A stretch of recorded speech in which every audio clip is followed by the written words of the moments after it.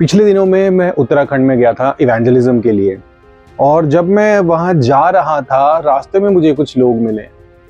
एक व्यक्ति मुझे मिला जो मध्य प्रदेश से आया था, साइकिल में जो है वो दर्शन करने के लिए जा रहा था। और रास्ते में मुझे मिले पंडित अतुल पचौरी।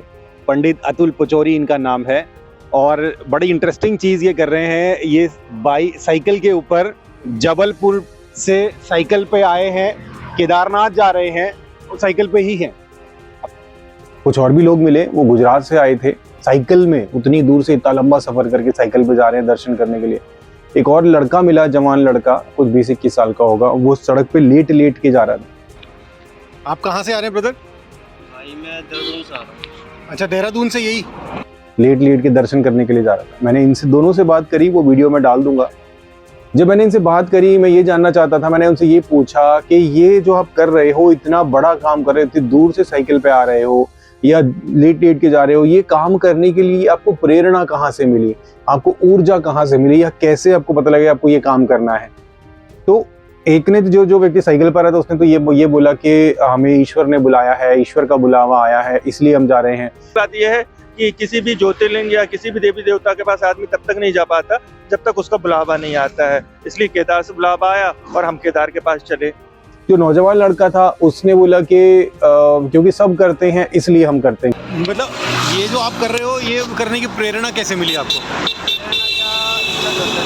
हाँ जी, करने की इच्छा थी। इससे पहले मैं 6 ज्योतिर्लिंग कर चुका पैदल। अच्छा, इससे पहले मैं 4 धाम की यात्रा पैदल कर चुका। तो मतलब ये जो आप कर रहे हो, इसको ये करने से क्या मिलेगा आपको? ये अरे मिलने से मतलब नहीं है। हाँ, ये चीज़ें करनी चाहिए यार। ये पता है अभी तो जमान है, कर लेंगे, जब कवर में पैर चल जाएंगे फिर कौन करेगा? नहीं वो तो बात ठीक है, लेकिन मिलेगा क्या आपको? कोई भी इंसान किसी मतलब के लिए करता है ना। नहीं, ये मतलब के लिए नहीं, ये सिर्फ भक्ति के लिए। अपनी श्रद्धा, क्योंकि हम नहीं करेंगे तो ये काम लुप्त हो जाएगा, ये नहीं होगा। तो ईश्वर तो हमारे सृष्टिकर्ता, रचनाकर्ता, पिता सब कुछ है ना। तो मैंने कहा फिर वो ईश्वर मतलब पिता ऐसे क्यों बोल रहा है कि बेटे घुटनों में चल चल के आओ, लेट लेट के आओ? अगर सबकी सोच यही हो जाएगी कि ये करने में क्या होगा, तो ये चीज़ें कौन करेगा? सब लुप्त हो जाएंगी ना चीज़। मैंने पूछा क्या आपको कुछ मिलेगा, या इसका उद्देश्य क्या है, इसका रीजन, कारण क्या है? कुछ भी जो है उसको जानकारी नहीं थी। सिर्फ इसलिए क्योंकि सब कर रहे हैं इसलिए हम भी कर रहे हैं। मैं यहाँ पर किसी की आस्था को ठेस नहीं पहुंचाना चाहता, लेकिन यहाँ पर ये जो चीजें हुई, इनसे जो बात मैंने करी, इनकी बातें सुनकर जो है मैं सोचने के लिए मजबूर हो गया, और इसीलिए मैं ये बात आपके साथ भी शेयर कर रहा हूँ। मैंने उनसे ये बात बोली कि क्या आप इतनी दूर से जब आप आ रहे हो तो क्या अपने घर में यदि आप एक पवित्र स्थान बनाओ, एक साफ सुथरी जगह बनाओ जहां पर आप बैठकर प्रार्थना करो, उपासना करो, ध्यान लगाओ, कुछ भी करो, क्या वो ईश्वर आपको वहां पर नहीं मिलेंगे जो आप इतनी दूर जा रहे हो, इतनी दूर जब आप जा रहे हो और सिर्फ दर्शन करने के लिए? कोई और खास कारण नहीं है। आप उतनी दूर क्यों जा रहे हो? आप अपने घर में यदि हम बैठे अपने घर में हाथ जोड़कर ईश्वर की उपासना करें, तो क्या वही ईश्वर जो वहां पर उतनी दूर में है, क्या वही ईश्वर हमें घर में नहीं मिल सकता? हमारे घर में एक, चाहे वो मंदिर में हो या अपने पलंग पर हो, कहीं पर हो, जो सर्वव्यापी ईश्वर है, वह क्या वो घर पे नहीं मिलेगा प्रार्थना करने से? देखो, हर जगह पे अपनी एक विशेषता होती है, ठीक है? हर स्थान की विशेषता होती है, हर समय की अपनी एक विशेषता होती है। आप अपने ऑफिस में जाके काम क्यों करते हो? घर पे क्यों नहीं कर लेते? घर पे से भी तो आप काम कर सकते हो ना। तो ये बात जो है वो थोड़ी सी मुझे जो है वो अटपटी लगी। क्यों लगी मैं ये आपको बताता हूँ। हमारी जो पृथ्वी है ना, पृथ्वी, हमारी इस पृथ्वी का पूरे के पूरे ब्रह्मांड में ना, ब्रह्मांड में कोई अस्तित्व ही नहीं है, कोई भी अस्तित्व नहीं है। ब्रह्मांड में छोड़ो, हमारी जो अपनी गैलेक्सी है, इस गैलेक्सी में ही इस पृथ्वी, हमारी पृथ्वी का कोई अस्तित्व नहीं है, ना के बराबर हमारी एग्जिस्टेंस है। और जिस ईश्वर की हम उपासना करते हैं, या जिस ईश्वर को हम मानते हैं, जिस ईश्वर को हम खोजने की कोशिश कर रहे हैं, वो ईश्वर है जिसने ये सब कुछ बनाया है, जिसने अनंत ब्रह्मांड बनाया है। हमारी गैलेक्सी में हमारी पृथ्वी की कोई बिसात नहीं है, और अनंत ब्रह्मांड में अरबों खरबों गैलेक्सीज जो है वो बिखरी पड़ी हैं, और पैरेलल यूनिवर्स भी हैं। अब तो साइंटिस्ट ये भी पता लगा रहे हैं कि पैरेलल यूनिवर्स भी है। एक यूनिवर्स ये है जिसमें अरबों खरबों गैलेक्सीज हैं, और इसके अलावा और भी पैरेलल यूनिवर्स हैं। तो ये उस ईश्वर ने बनाई है, उस ईश्वर का काम है, ये उस ईश्वर का काम है। और हम इस छोटे से प्लैनेट पर रहने वाले लोग एक जगह से दूसरी जगह पर जा रहे हैं, और इसलिए जा रहे हैं कि वहां पर हमें ईश्वर की प्राप्ति होगी। ये बात सुनने में भी मुझे कितनी अटपटी लगी कि ये बात, अब थोड़ी देर के लिए सोच कर देखिए कि अगर इंसानों से इंसानों को अगर एक जो है एक ताकत दे दी जाए, एक शक्ति दे दी जाए कि वो पलक झपकते ही जहां चाहे वहां पहुंच सकते हैं, पलक झपकते ही, दौड़ने की जरूरत नहीं है, चलने की जरूरत नहीं है, गाड़ियों में चढ़ने की जरूरत, लेटने की जरूरत नहीं है, मैं यहाँ पर बैठा हूँ, मैं पलक झपकूंगा और मैं जहां चाहूंगा वहां पहुंच जाऊंगा। अगर मैं पलक झपकते ही कहीं भी पहुंचने की क्षमता अगर मेरे पास आ जाए तो क्या अहमियत रह जाएगी इन जगहों की, ऐसी ऐसी जगहों की जहां पर लोग जाते हैं दर्शन करने के लिए या तीर्थ स्थल, इन जगहों की क्या अहमियत रह जाएगी? क्योंकि अगर उनका दिल यहाँ पर कर रहा है, वो चुटकी बजाकर यहाँ जाए, चुटकी बजाकर वहां, चुटकी बजाकर यहाँ जाए, चुटकी बजाकर वहां जाए, कोई भी अहमियत नहीं रह जाएगी। एक एग्जाम्पल यहाँ पर मैं और भी आपको देना चाहता हूँ। एक जो कुएं का मेंढक होता है ना, कुएं का मेंढक, वो कुएं में रहता है और उसको ऐसा लगता है कि दुनिया सिर्फ इतनी ही है, वो कुआं जो है ना, दुनिया सिर्फ इतनी ही है, लेकिन जबकि सच्चाई ये नहीं है। तो सच्चाई ये है कि उस कुएं के बाहर एक बहुत बड़ी दुनिया है, जिस दुनिया में वो मेंढक एग्जिस्ट ही नहीं करता, उसका कोई बिसात ही नहीं है। ठीक इसी तरीके से हम इस अनंत ब्रह्मांड में, इस छोटे से प्लैनेट पर रहने वाले छोटे छोटे लोग अपने हाथों से छोटी छोटी मूर्तियां बनाते हैं, छोटे छोटे घर बनाते हैं, मंदिर बनाते हैं, तरह तरह की चीज़ें बनाते हैं, धार्मिक स्थल बनाते हैं, और उसके बाद हम ये बताते हैं, ये जताते हैं कि इन छोटी छोटी जगहों पर ईश्वर रहेंगे। अगर वास्तव में उन जगहों पर या किसी भी जगह पर ईश्वर को मौजूद होना होता और वहां पर जाकर हमें ईश्वर की प्राप्ति होनी होती, तो ईश्वर अपने लिए कोई बिल्कुल नया, यूनिक और साफ सुथरा प्लैनेट बनाते। ऐसा प्लैनेट जिस प्लैनेट के ऊपर कोई भी गंदगी नहीं है, उस प्लैनेट पर शुरू से ही हमेशा से ही सब कुछ ठीक रहा, और उस प्लैनेट पर जाकर हम कह सकते कि हाँ, हमें ईश्वर की प्राप्ति हो रही है। अभी किसी भी जगह पर आप देख लो, कोई भी जमीन ऐसी नहीं है जिस जमीन के नीचे लाशें ना दबी हो, अच्छा बुरा समय ना हो, अच्छे बुरे लोग ना हो, क्योंकि ये जमीन कईयों सदियों से, हजारों सालों से तरह तरह की चीजें देखती आई है, झेलती, कितना इसने खून पिया है, कितना कुछ इस जमीन ने देखा है। और जो भी आप देख लो, जो भी धार्मिक स्थल है, वो किसी न किसी इसी प्रकार की जमीन पर बना है, और उस जगह पर हम ईश्वर को खोज रहे हैं। तो अगर ईश्वर ने अपने आप को किसी जगह पर ही रखना होता, तो ईश्वर अपने लिए एक बिल्कुल नया प्लैनेट बनाते, और ऐसा प्लैनेट बनाते जो इस सृष्टि में कुछ साइज रखता, जिसकी कोई बिसात होती, जो सूर्य से 1000 गुना बड़ा होता, और जिस पे एटलीस्ट लोग आ जा सकते होते कोशिश करने से। और उस प्लैनेट पे जब जाते तब कहते हैं हाँ कि अनंत ब्रह्मांड बनाने वाले ईश्वर ने अपने लिए एक यूनिक और खास जगह बनाई है, जहां पर जाना हमारे लिए मुश्किल है। लेकिन ये सब बातें यदि हम साइड रखें थोड़ी देर के लिए, तो मैं आपको बताता हूँ ये सब क्यों है। ये इसलिए क्योंकि हम इंसान परमेश्वर को परमेश्वर के तरीके से नहीं, बल्कि अपने तरीके से खोजने की कोशिश करते हैं।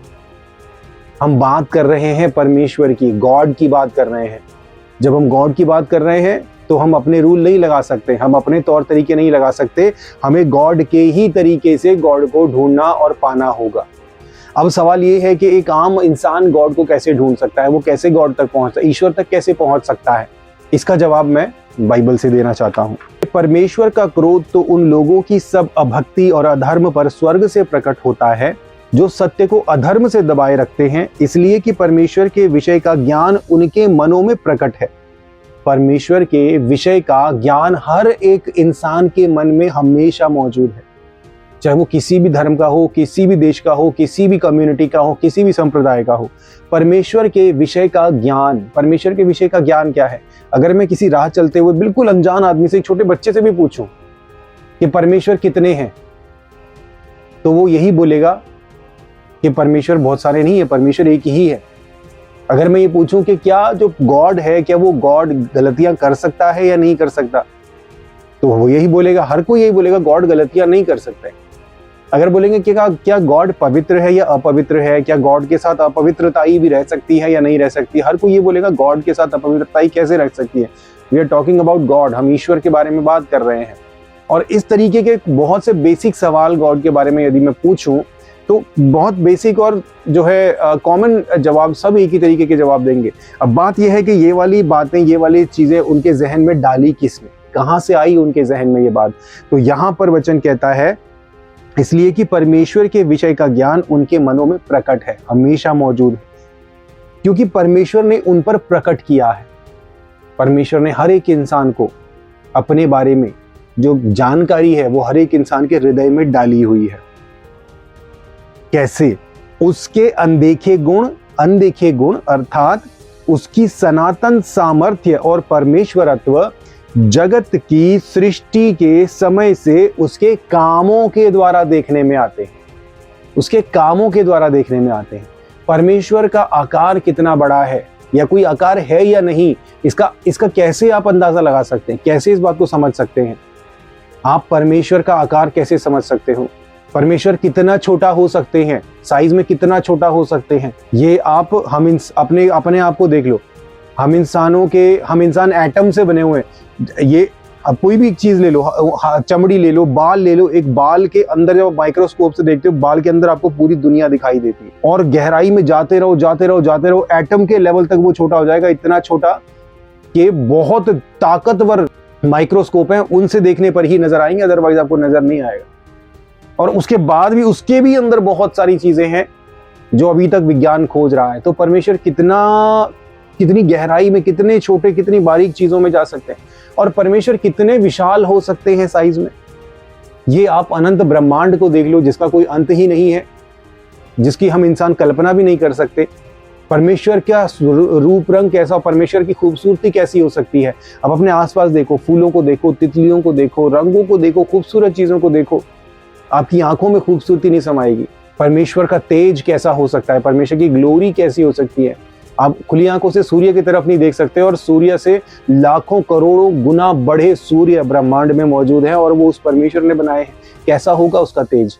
तो परमेश्वर की सनातन सामर्थ्य और परमेश्वरत्व जगत की सृष्टि के समय से उसके कामों के द्वारा देखने में आते हैं। यहां तक कि वे निरुत्तर है, यानी हम इंसान निरुत्तर है। कोई ये नहीं कह सकता न्याय के दिन परमेश्वर के सामने खड़े होकर, मुझे तो किसी ने बताया ही नहीं, मैं तो फला जगह जाता रहता था, वहां जाता रहता था, हमारे बाप दादे पुरखे यही करते रहते थे, हमें लगता था शायद यही ईश्वर होंगे तो हम वही करते रहे। तो बेसिक समझ, बेसिक अंडरस्टैंडिंग परमेश्वर की, परमेश्वरत्व की आपके आमने सामने, आपकी आंखों के सामने बिखरी पड़ी है। और आप बोल रहे हो कि हमें वहां जाना है, हमें वहां जाना है, हमें उस धाम में जाना है, हमें उस मंदिर में जाना है, हमें उस जगह जाना है।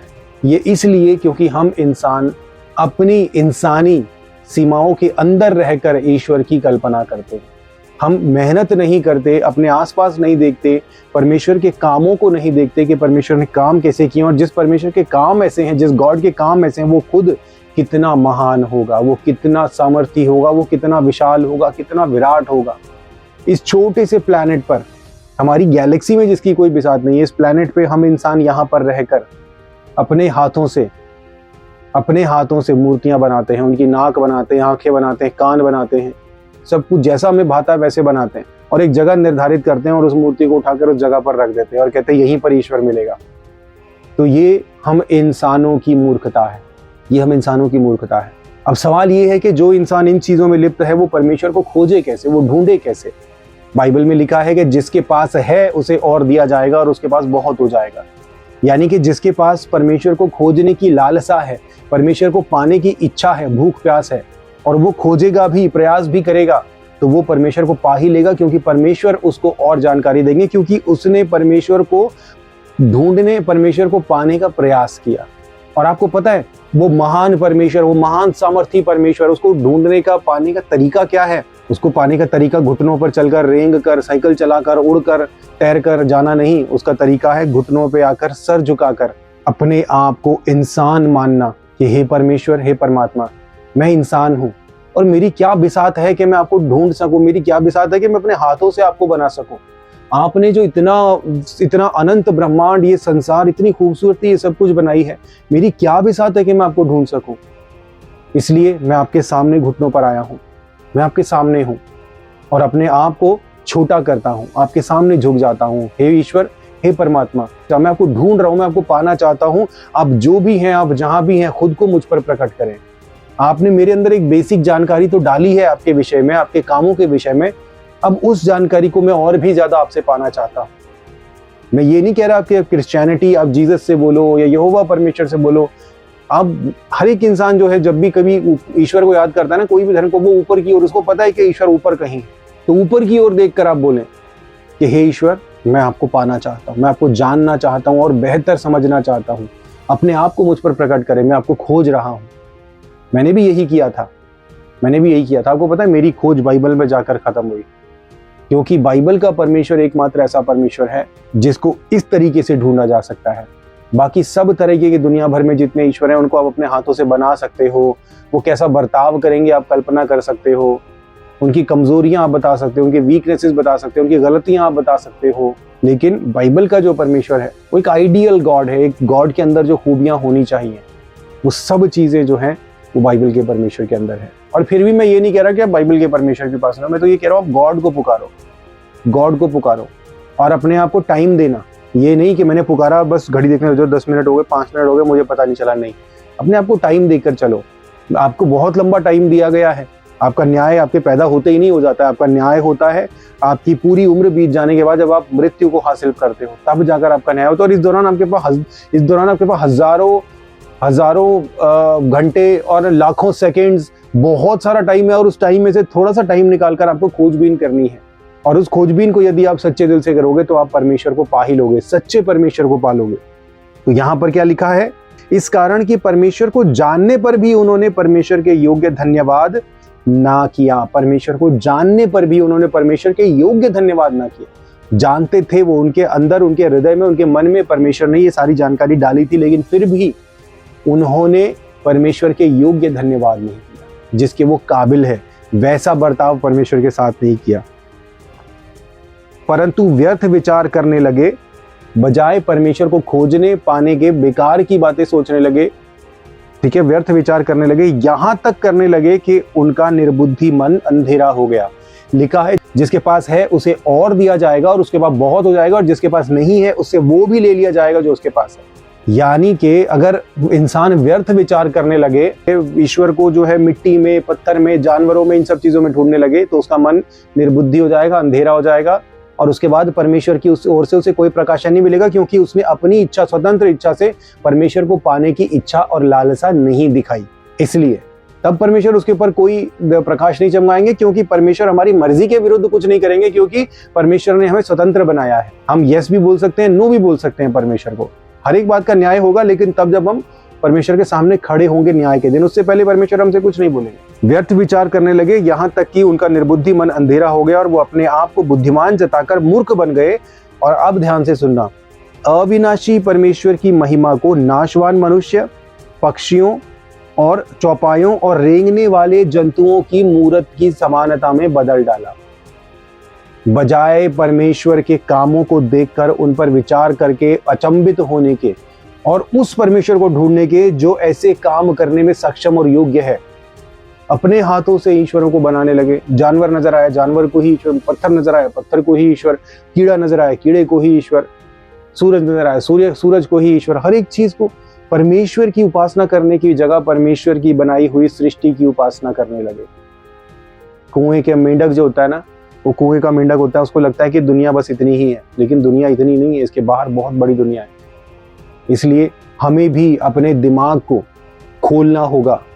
इन बातों पर आप यदि थोड़ा सा सोचेंगे, थोड़ा समय देंगे, तो आप समझेंगे कि मैं जो बोल रहा हूँ वो बातें 100% सही, और कम से कम आपके जीवन में एक बार इन बातों को गंभीरता से सोचकर इन पर कार्य और अमल करने के लायक है। इस कारण परमेश्वर ने उन्हें उनके मन की अभिलाषाओं के अनुसार छोड़ दिया। इस बात को समझने की जरूरत है। आज मैं उन सब लोगों से कहना चाहता हूं जो किसी भी तरीके से मूर्तियों की, हाथ की बनाई हुई मूर्तियों की, लकड़ी की, किसी भी तरीके से मूर्तियों की उपासना करते हैं और जो सच्चे परमेश्वर को नहीं जानते, मैं उनसे ये बात कहना चाहता हूं कि आप सच्चे परमेश्वर की खोज करें। और इन परमेश्वर को खोजोगे ना, तो अपनी बुद्धि, अपने तरीके से नहीं, बल्कि परमेश्वर के तरीके से अपने आप को परमेश्वर के सामने नम्र और दीन करें और परमेश्वर से प्रार्थना करें कि हे ईश्वर, मैं आपको जानना चाहता हूँ, मैं आपको पहचानना चाहता हूँ। मैं किसी इंसान से नहीं सुनना चाहता, मैं किसी इंसान के कहने पे नहीं चलना चाहता कि क्रिश्चियनिटी में आ जाओ, इस्लाम में आ जाओ, हिंदुत्व में आ जाओ, इसमें आ जाओ, उसमें आ जाओ। मैं इंसानों पर भरोसा नहीं करता, लेकिन मैं ये जानता हूँ कि आप कोई तो शक्ति है जो आप महान है, इन सब से ऊपर है, और मैं उस महान शक्ति को पाना चाहता हूँ। हे ईश्वर, आप जो कोई भी हैं खुद को मुझ पर प्रकट करें। ऐसा ना हो कि मैं अपनी अज्ञानता में इस दुनिया से चला जाऊं और न्याय के दिन मुझे समझ में आए कि मैंने कितनी बड़ी गलती करी। ये प्रार्थना आप करें, सच्चे दिल से करोगे, मैं आपको गारंटी लिख के देता हूँ, आप सच्चे परमेश्वर को पा लेंगे। और मैं भी आपके लिए प्रार्थना करता हूँ कि जैसे मैंने पाया आप सच्चे परमेश्वर को, वैसे ही आप भी सच्चे परमेश्वर को पाए। God bless you.